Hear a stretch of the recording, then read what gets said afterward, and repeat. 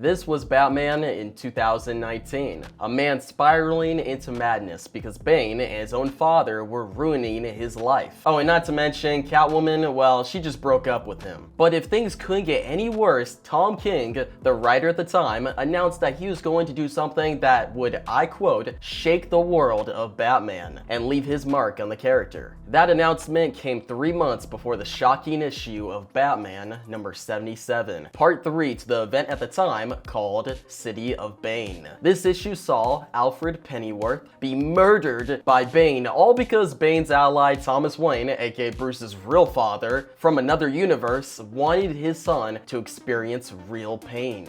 Yep, Tom King, he sure did shock the Batman mythos with this one. But I think all of us thought, including myself, that Alfred, he would just return in comics about like a year or two later, right? Well, to all of our surprise, DC is actually sticking with the death all of these years later. Besides a few close calls for his return, Alfred Pennyworth, after 5 years, is still dead. But I have a theory on how he could return, and this theory stems from the first time he died. Yep, you heard that right. Tom King was not the first one to kill Batman's butler. See, back in June of 1964, in Detective Comics number 328, Bill Finger, one of the co-creators of Batman, with help from Sheldon Moldoff, found a way to kill Alfred in the most ridiculous way possible. And obviously he did return, but this time he was not the same old nice butler. This time he was evil, and he wanted to kill Batman and Robin. Why, you ask? Well, this is what I discovered. In the 1964 Silver Age story Gotham Gang lineup, Batman, Robin, and Alfred faced off against the Tri-State Gang, a group of gangsters who had uncanny luck and crazy ways of robbing and killing their enemies. In this case, they were planning on killing Batman and Robin with a giant boulder. Yeah, I think you could guess where this is going. Whereas Tom King wrote Bane snapping Alfred's neck, Bill Finger wrote Alfred swinging in on a motorcycle and sacrificing himself to save the dynamic duo. And the result is he is killed and crushed by a giant boulder right on top of his head. Honestly, this is just ridiculous, but I prefer it over what Tom King did. Seeing Alfred ride in on a motorcycle was pretty dope, but obviously it was not enough for him to survive. Because after Batman and Robin beat the Tri-State Gang, they confirmed that their friend, the loyal butler, was dead. He gave his life so that we might live. No friend could do more,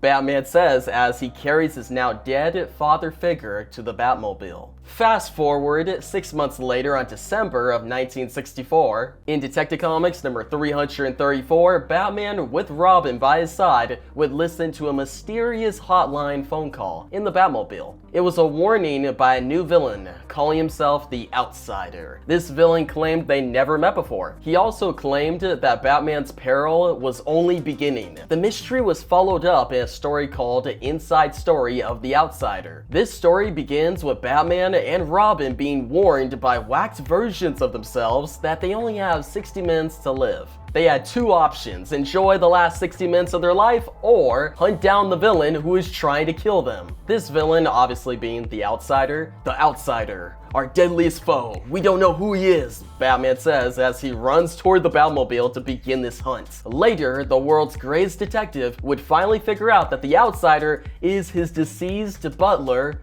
Alfred. Yep, the butler came back evil with a new ability to control inanimate objects using radiation. But why is he hunting the dynamic duo? Well, to figure that out, we're gonna have to go back to the fateful night he died. The night Batman and Robin buried their best friend. See, after the dynamic duo left the cemetery, a physician named Brandon Crawford heard a moaning sound near the Wayne Cemetery. He went on to dig up and open a casket. Crawford thought he could revive a dead man. Kinda wild if you ask me, but to make this even more interesting is this editor's note that I'm about to tell you. See, Crawford's background stemmed from real-life physics professor Robert Edinger, who stated that biological death depends not only on the state of the body, but also on the state of medical art. Crawford thought he knew true medical art, and in fact, he did. After some experiments in a lab, Crawford created a pulsing radiation that not only revived Alfred, but but also changed his whole body composition.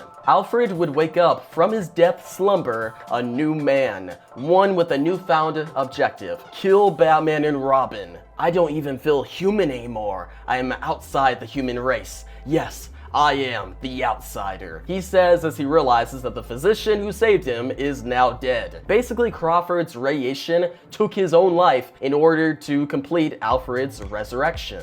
Man, the Silver Age was so wild. Like, concepts like this you would not find in modern day comics. From here, Batman and Robin, with only 2 minutes left in the living, would crash into the Outsider's hideout. Robin would begin turning into a coffin, and Batman, with 1 second to live, would find the machine that was causing the countdown to their demise. After saving themselves, the dynamic duo would defeat the Outsider and finally figure out why Alfred was trying to kill them. Poor Alfred. His very love for and devotion to Robin and myself became warped and twisted by this malevolent machine. So basically, Alfred's own loyalty to Batman caused him to become evil. But hey, good news, he was back to life, and the idea of an evil Alfred would not return until 46 years later in Jeff Johns' New 52 Justice League run. In this new DC universe, it is revealed that Owlman from Earth 3, an evil Batman from a world where every hero is evil, has a butler of his own. This evil butler being the Outsider. The Outsider is basically the villain who sets in motion the crazy New 52 event that is Forever Evil, an event where the crime syndicate take over our world. But at the end of this event,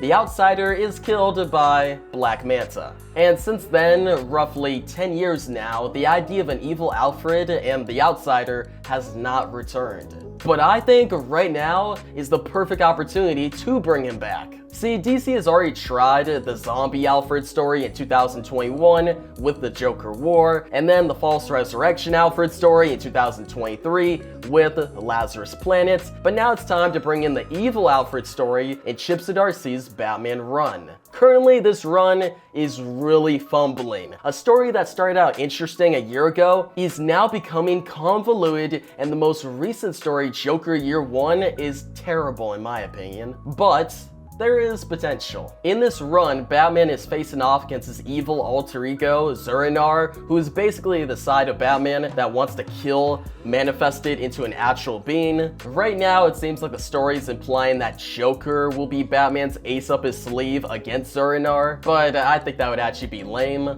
Instead, why not bring Alfred back to life as the Outsider, and Batman has to somehow bring Alfred back to the good side. Once he does this, the combined force of Batman and his butler can take down the evil Zur-En-Arrh. The run has already distanced Batman from his family and made him a lone wolf. The return of Alfred will allow Batman to go back to the Bat family and motivate him to overcome Zur-En-Arrh. The Batman needing his family to win trope is becoming really repetitive. Honestly, this entire Batman run is really repetitive and uninteresting most of the times, but I think Alfred's return, especially as an evil alter ego, would spark some life into a currently convoluted and boring story. Also, Chip Zdarsky could have Alfred's evil alter ego, the Outsider, face off against Batman's evil alter ego, Zur-En-Arrh. This is a battle I would want to see, and it actually sounds pretty interesting. Could this happen in the upcoming Dark Prison story? I guess we'll just have to find out. But you guys tell me down below, is this a good idea, or is this Batman run too long gone? Or are you actually enjoying the Batman run? If you are, great. For me though, I enjoyed the first Failsafe arc. I was underwhelmed by the Multiverse arc, and I hated the Gotham War event. I don't say hate a lot, so me hating a comic book event, that says something. Then Mind Bomb showed some potential, but then completely squandered it in one issue. And Joker Year 1, it's not only uninteresting, but it's also a story, in my opinion, that should have never happened. Now, one more thing we gotta talk about is the announcement that DC just made. DC Comics just announced their comic book summer blockbuster event called Absolute Power. The Trinity gathers May heroes to face off against the Trinity of Evil, which consists of Queen Brainiac,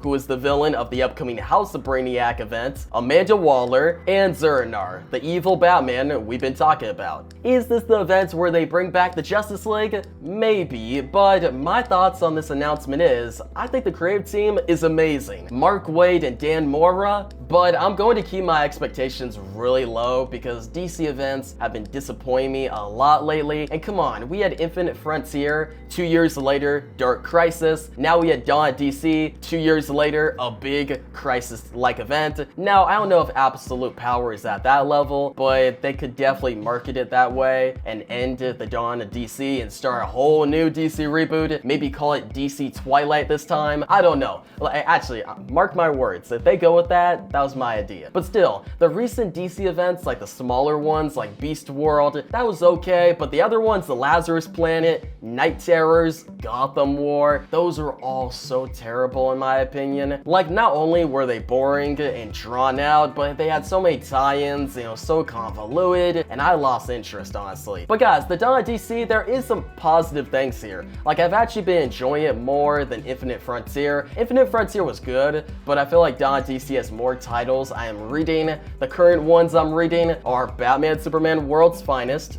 Green Lantern, Superman, Action Comics, Wonder Woman. Tom King is actually doing a good job on this, surprisingly. Flash, Detective Comics, and Shazam. Also, I'm reading Batman. What current DC comics are you reading? What is your favorite series out right now? Actually, one more I forgot is Green Arrow. That's a really good series. But my favorite DC comic series right now is World's Finest. It's been so good, 25 issues in, and all quality. But yeah guys, that's going to wrap up the video. Do you guys want more comic book videos? But for now, thanks for watching and peace out.